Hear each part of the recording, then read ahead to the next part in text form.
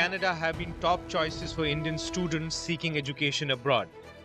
But the recent policy changes in both countries are creating new hurdles. Australia has announced a cap of 270,000 international students for 2025. Meanwhile, Canada is tightening regulations, potentially affecting over 70,000 international graduates. These shifts are leaving many Indian students wondering, what does this mean for their dream of studying abroad?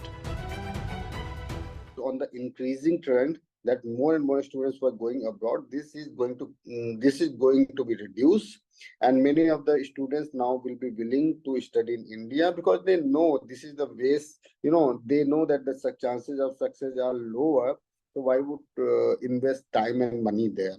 If you see the example of Australia, their visa fees was 700 Australian dollars, and from the 2nd July they made it to from 700 to whopping 1600 Australian dollars.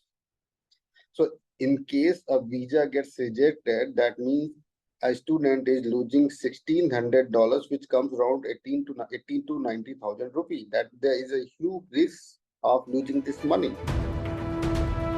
The reasons behind these changes are complex, as both countries are facing similar issues: skyrocketing rent prices, strained infrastructure, and concerns about job market impact.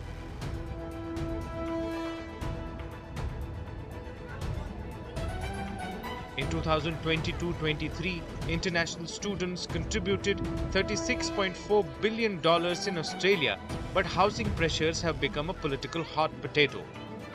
In Canada, students are being unfairly blamed for housing and job shortages. The aim of these policy shifts is to create more sustainable systems, but these new policies are leaving several students in limbo.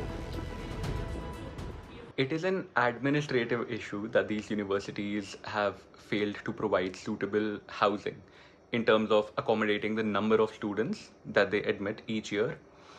Say, for example, if a university is offering admission to about 100 international students, at the moment, they only have enough student housing to accommodate between 6 to 10% of these students into university housing.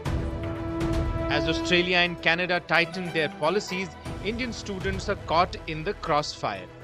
Many face uncertain futures with dreams of international degrees and settlement hanging in the balance. The situation is prompting students to rethink their study plans, with countries like Japan, South Korea, and some European nations emerging as potential alternatives.